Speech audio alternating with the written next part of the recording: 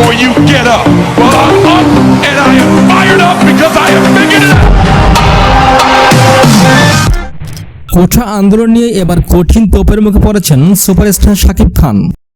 দৃঢ় শপথ হবে নিজ নিজ জায়গায় দাঁড়িয়ে নিজেদের প্রতিটি সেক্টরে। তিনি গতকাল কলকাতা থেকে ঢাকায় এসে বার্তাভিত্তিক এক সম্বোধন করে তিনি ঢাকায় একথা বলেন। সুপারস্টার শাকিব খান বলেন, আমি সিনেমার পাশাপাশি মানুষকে চরম ভালো রাখার চেষ্টা করতে প্রাণপন্ন চেষ্টা করে যাচ্ছি।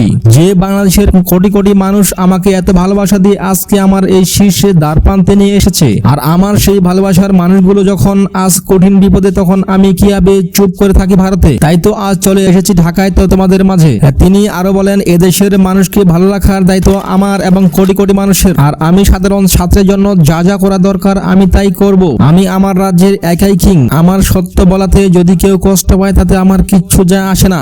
আমার কাছে আমার কোটি কোটি ভক্ত রয়েছে। একথা শুনে প্রধানমন্ত্রী শেখ হাসিনা বলেন, কমপ্লিট শটডাউন, আর তার ফলাফল আজকে এই অবস্থা। কিছু কিছু মানুষ, অহেতুক মানুষ বাইরে থেকে, বাইরের দেশ থেকে উস্কানিমূলক মন্তব্য করেই চলেছে। এছাড়াও তিনি আরো বলেন, আমি তো মানুষকে ভালো রাখতে প্রাণপন্ন চেষ্টা করেছি। শেষমেশ আমার বাবার স্বপ্নের দেয়া সেই মেট্রো রেল তিলে তিলে আমি করেছি। সেই মেট্রো রেলও কিন্তু সে রক্ষা পায়নি। তো যেহেতু তারা ধ্বংসই করে ফেলেছে, সেহেতু তাদের বিচার তারা নিজেরাই করবে। তো কোঠা আন্দোলনকারী সুপারস্টার